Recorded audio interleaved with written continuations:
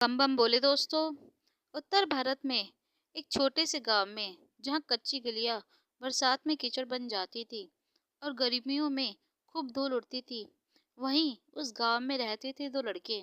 एक का नाम था मोहन और दूसरे का नाम था रघु। दोनों बचपन से ही साथ खेलते थे, साथ बड़े हुए थे और एक ही स्कूल में पढ़ते थे। एक दूसरे के बिना जैसे उनका दिन अधूरा सा लगता था। गांव में लोग उन्हें जुड़वा दोस्त कहते थे। हालांकि खून का रिश्ता तो नहीं था, लेकिन दिन के वे सगे जैसे थे। मोहन थोड़ा शरारती था, नई नई चीजें आजमाने का शौकीन था। रघु सीधा साधा था, जो दोस्तों की बातों में जल्दी से भरोसा नहीं करता था। दोनों अक्सर खेतों में घूमने जाते थे, खूब तालाब के किनारे बैठते और सपने देखते कि बड़े होकर शहर जाएंगे, खूब पैसा कमाएंगे और अपने माँ बाप को खूब खुशियाँ देंगे। एक दिन की बात है, गर्मी बहुत ज्यादा थी। खेतों की मिट्टी फटने लगी थी और तालाब का पानी भी कम हो गया था। दोनों दोपहर में एक आम के पेड़ के नीचे बैठे थे। मोहन ने जमीन से थोड़ी सी मिट्टी उठाई और उसे हथेली पर मलते हुए हंसने लगा। रघु ने पूछा कि ये तुम क्या कर रहे हो? मोहन ने मजाक मजाक में कहा कि ये मिट्टी बहुत खास है, इसे खाने से ताकत बढ़ती है। उसने बताया कि उसने कहीं सुना था कि कुछ लोग मिट्टी खाते हैं और बीमार भी नहीं होते। रघु को पहले तो अजीब लगा, लेकिन मोहन हंसते हुए, तुम बहुत ज्यादा डरते हो रघु। और थोड़ी सी मिट्टी फिर उसने अपने मुंह में डाल ली। रघु डर गया और बोला, ऐसा मत करो रघु, मोहन बीमार पड़ जाओगे। मगर मोहन ने कुछ न होने का नाटक किया, उल्टा हंसते हुए कहने लगा और बोला कि देख लो, मैं तो बिल्कुल ठीक हूँ दोस्त, मुझ पर भरोसा करो। रघु ने भी थोड़ी सी फिर मिट्टी फिर थोड़ी सी चख ली। उस दिन कुछ नहीं हुआ दोनों दोस्तों को। इस बात को मजाक समझकर वह भूल गए, लेकिन वह दोनों कहाँ रुकने वाले थे। अगले दिन मोहन ने यही खेल दोबारा दोहराया। वह कहता कि मिट्टी में गांव की ताकत होती है, धरती माँ का आशीर्वाद है। धीरे धीरे रघु को भी इसकी आदत लग गई। कभी कभी उसे उल्टी जैसा लगता, पेट में दर्द होता, मगर वह किसी से कुछ नहीं कहता। मोहन भी अब पहले जैसा नहीं रहा था। उसकी आंखों में अजीब सी चमक आने लगी थी, जैसे वे किसी और ही दुनिया में खोया रहता हो। एक शाम दोनों खेत में गए, उस हिस्से में गए जहाँ जमीन हमेशा नम रहती थी। वहां की मिट्टी काली और भारी रहती थी। मोहन ने कहा कि यह असली मिट्टी है, यहीं सबसे ज्यादा ताकत मिलती है। रघु को डर लगने लगा। हवा में अजीब सी शांति थी, जैसे सांस रोके खड़ी हो। पक्षियों की आवाज तक वहां नहीं आ रही थी, क्योंकि वह कुछ और नहीं, दलदल था। दोनों घुटनों के बल बैठ गए और दोनों हाथों में मिट्टी खोदने लगे।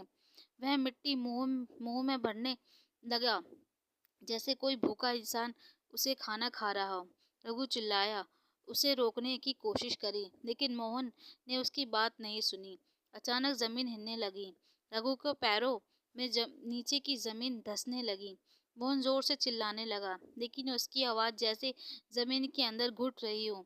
दोनों ने मिट्टी ने उसके पैरों को पकड़ लिया था कि कमर, फिर कमर तक वह पहुंच गया, फिर सीने तक। रघु ने उसके हाथ पकड़ने की कोशिश करी, उसे खींचने की कोशिश करी और उसकी आंखों में आंसू बहने लगे, मगर मिट्टी ने अपनी पकड़ जैसे लोहे जैसी बना ली हो। कुछ ही पलों में मोहन पूरी तरह से जमीन के अंदर समा गया, जैसे वह कभी था ही नहीं। रघु डर से कांप गया। उसने भागने की कोशिश करी, लेकिन उसके पैर भी धंसने लगे। फिर वह किसी तरह से अपने आप को छुड़वा पाया और जान बचाकर गांव की तरफ दौड़ा। उसका गला सूख चुका था, सांस फूल रही थी और उसका दिमाग सत्र हो गया था। गांव पहुंचकर वे सीधे अपने माँ बाप के पास गया।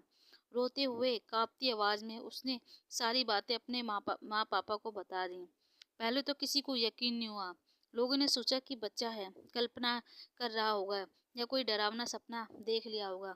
लेकिन जब रघु उन्हें उस जगह लेकर गया और मोहन का नाम लेकर चिल्लाया, तो वहां सब खामोश थे। जमीन भी खामोश थी, जैसे उसने सब कुछ निगल लिया हो। मोहन के माँ बाप भी चीखने लगे। पूरे गांव में गूंज उठने लगी। गांव वाले जमा हो गए। जमीन की खुदाई हुई, पुजारी बुलाए गए, लेकिन मोहन का कुछ कहीं कोई पता नहीं चला। उस हादसे के बाद उस जगह पर वहाँ को नहीं गया। लोग कहते हैं कि धरती माँ नाराज हो गई थी। रघु कई दिनों तक बुखार में पड़ा रहा। उसे नींद में भी मोहन की आवाज़ें सुनाई देती थी। अपने हंसते हुए दोस्त को याद आती थी।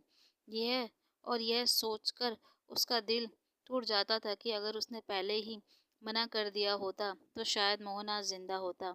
समय बीतता गया, रघु बड़ा हुआ, लेकिन यह घटना उसके दिमाग पर जिंदा रही। उसने शहर जाकर पढ़ाई तो की, लेकिन हर बार गांव में जब भी लौटता तो उस खेत की तरफ जाने से भी उसे डर लगता।